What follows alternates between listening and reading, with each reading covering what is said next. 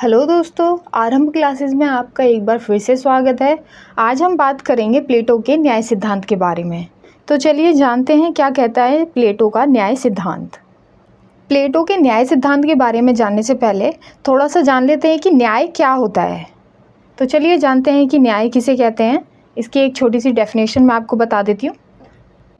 न्याय उस व्यवस्था को कहते हैं जिससे मानव अधिकारों की रक्षा होती है और समाज की मर्यादा भी बनी रहती है। तो जैसा कि डेफिनेशन को पढ़कर ही मालूम हो जाता है कि एक्चुअल में न्याय क्या है, बट मैं आपको एक एग्जाम्पल की हेल्प से समझाने की कोशिश करती हूँ। तो यहाँ पर न्याय एक व्यवस्था को कहा जा रहा है। वो व्यवस्था है कानूनी व्यवस्था, जिससे लोगों के अधिकारों की रक्षा होती है। अगर कोई भी व्यक्ति किसी दूसरे व्यक्ति के अधिकारों का हनन करता है तो उसे दंडित करता है। कौन? कानून। तो कानून उसे क्या कर देता है? दंडित करता है, जिससे दूसरे व्यक्ति को न्याय मिलता है। तो इन शॉर्ट किसी भी व्यवस्था को बनाए रखना ही न्याय है। आई होप आपको समझ आया होगा। तो चलिए आगे बढ़ते हैं और जानते हैं उन सिद्धांतों के बारे में जिन सिद्धांतों की प्लेटो ने आलोचनाएं की है, जिनको मानने से प्लेटो ने इनकार कर दिया, उन सिद्धांतों को बिल्कुल निरस्त कर दिया। तो वो 3 सिद्धांत जिनकी प्लेटो ने आलोचनाएं की हैं, वो सिद्धांत हैं परंपरागत सिद्धांत, क्रांतिकारी सिद्धांत और कार्यकरण सिद्धांत। तो चलिए जानते हैं इन तीनों सिद्धांतों के बारे में। नंबर 1, परंपरागत सिद्धांत। यह सिद्धांत पॉलीमार्कस और शिफालस ने दिया है। इस पर इनका कहना है सत्य बोलना और दूसरों के ऋण को चुका देना ही न्याय है। यानी कि सच बोलो और दूसरों से उधार लिया हुआ पैसा टाइम पर वापस कर दो, तो वही न्याय है। इस पर प्लेटो ने आलोचना करते हुए कहा कि सच बोलकर देश की गुप्त बातें बता देना तो अन्याय है। और दूसरी चीज़, अगर किसी ने हमसे पैसा उधार लिया है और बाद में उसके मन में लालच आ गया, तो यहाँ पर ये सिद्धांत निरस्त हो जाता है। पॉलीमार्कस और सिफालस ने एक सिद्धांत और दिया कि मित्र के साथ श्रेष्ठ और शत्रु के साथ घृणित व्यवहार करना ही न्याय है। तो इस पर प्लेटो ने आलोचना करते हुए कहा कि मित्र और शत्रु का क्या पता, भाई दोस्त के भेष में कोई दुश्मन भी तो हो सकता है। आप किसी के व्यवहार से नहीं बता सकते कि वो आपका दोस्त है या दुश्मन, और ये तो आजकल देखने को भी मिलता ही रहता है। तो प्लेटो ने इन दोनों ही सिद्धांतों को गलत ठहरा दिया। आई होप आपको मैं ये अच्छे से समझा पाई होंगी। तो चलिए चलते हैं दूसरे सिद्धांत की ओर, जो है क्रांतिकारी सिद्धांत। तो इस सिद्धांत को थ्रेसिमैक्स ने दिया है, जिनका कहना है शक्ति ही सत्य है और शक्तिशाली का हित साधन ही न्याय है। तो इसको मैं आपको एक एग्जाम्पल की हेल्प से समझाना चाहूँगी कि थ्रेसिमैक्स बोलते हैं शक्ति ही सत्य है।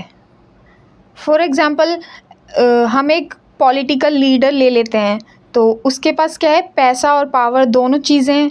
तो जो गरीब या नीचे तबके के लोग होंगे वो उसके विरुद्ध नहीं बोलेंगे, क्योंकि उसके पास पैसा, पावर, ये सब चीज़ें हैं। तो ये इन पावर्स का मिसयूज़ करके उनके अगेंस्ट कोई भी एक्शन ले सकता है। तो जो नीचे तबके के लोग होंगे वो उससे डरेंगे, है ना। तो थ्रेसिमैक्स के अनुसार क्या हो गया? शक्तिशाली होना ही न्याय है।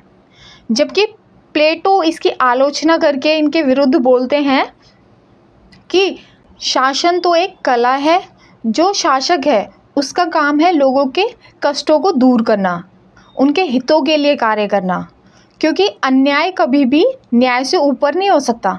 फिर चाहे आप उसे किसी भी नज़रिए से देख लो, वह अन्याय है तो अन्याय ही रहेगा। आई होप आपको ये एग्जाम्पल हेल्पफुल लगा होगा। तो चलिए बढ़ते हैं तीसरे सिद्धांत की ओर, जो है कार्यकरण सिद्धांत। इस सिद्धांत को ग्लाउकन ने दिया है और उसमें कहा है कि न्याय एक कृत्रिम वस्तु है और इसका आधार कोई सार्वभौमिक नियम न होकर निरंतर बदलती हुई परंपराएं हैं। यानी कि ग्लाउकन ने न्याय को एक कृत्रिम वस्तु माना है, जिसका आधार उसकी निरंतर बदलती हुई परंपराएं हैं। तो इस पर प्लेटो का कहना है कि न्याय समझौते पर आधारित कोई बाहरी वस्तु नहीं है, बल्कि इंसान की आत्मा का आंतरिक कोण है। न्याय को डर तथा शक्ति से नहीं, बल्कि स्वाभाविक रूप से प्राप्त किया जाता है। तो यहाँ पे प्लेटो का मतलब है कि न्याय इंसान के स्वभाव में होता है, उसकी आत्मा, उसके मन में होता है, जो डरा के, धमका के या ज़बरदस्ती प्राप्त नहीं हो सकता। तो प्लेटो ने इन तीनों धारणाओं को उचित तर्क देकर गलत ठहरा दिया। तो हमने जान लिया कि प्लेटो ने पहले के जो विचारक थे उनके सिद्धांतों की कैसे आलोचनाएं की। आइए अब जानते हैं कि प्लेटो ने अपने शब्दों में न्याय को कैसे वर्णित किया है।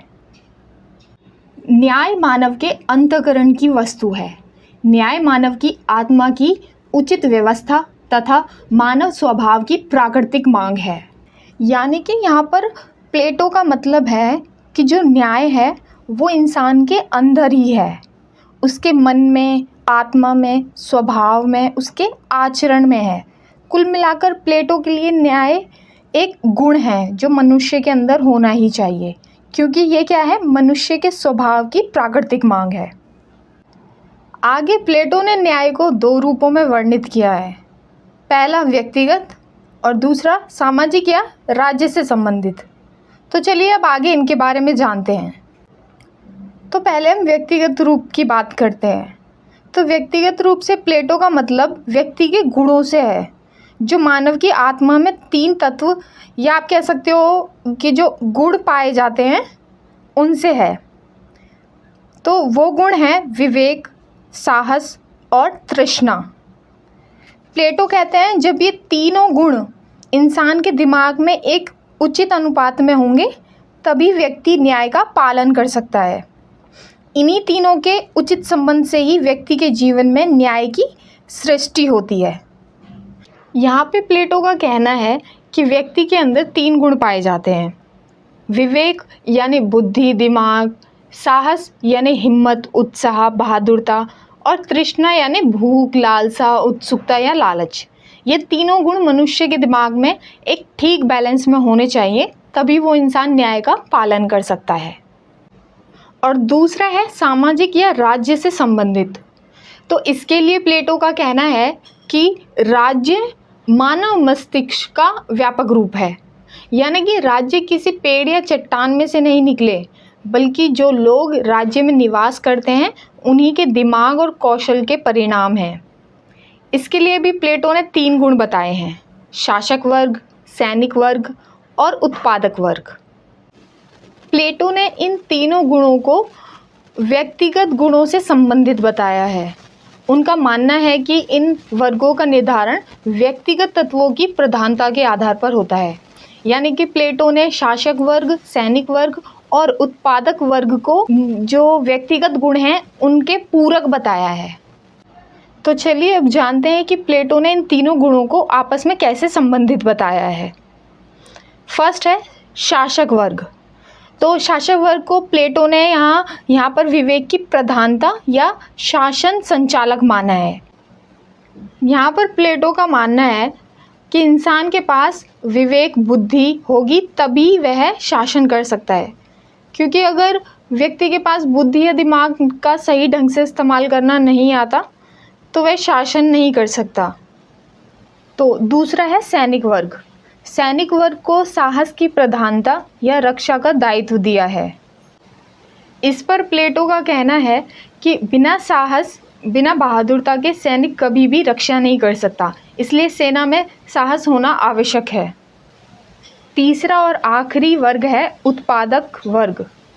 उत्पादक वर्ग को प्लेटो ने तृष्णा, आर्थिक व भौतिक आवश्यकता की पूर्ति का प्रतीक माना है, क्योंकि यदि उत्पादकता नहीं होगी तो लोगों की आवश्यकताओं की पूर्ति भी नहीं हो पाएगी। तो लोगों की आवश्यकताओं को पूरा करता है उत्पादक वर्ग। तो प्लेटो का मानना है कि राज्य में न्याय की उपलब्धि तभी हो सकती है जब उसका प्रत्येक तत्व यानी कि राज्य में रह रहे सभी लोग अपने स्वाभाविक गुणों के अनुसार चलें और धर्म का पालन करें। फॉर एग्ज़ाम्पल, जो शासक वर्ग है वो बिना स्वार्थ के लोगों के हितों के लिए कार्य करे और उनके अधिकारों की रक्षा करे। जो सैनिक वर्ग है वो देश की सीमाओं की निस्वार्थ रक्षा करें, और जो उत्पादक वर्ग है वो उपभोक्ता की आवश्यकताओं की पूर्ति करने के लिए उचित सामग्री पैदा करे, ताकि उपभोक्ता की आवश्यकता में कोई भी कमी ना आने पाए और एक संतुलन बना रहे।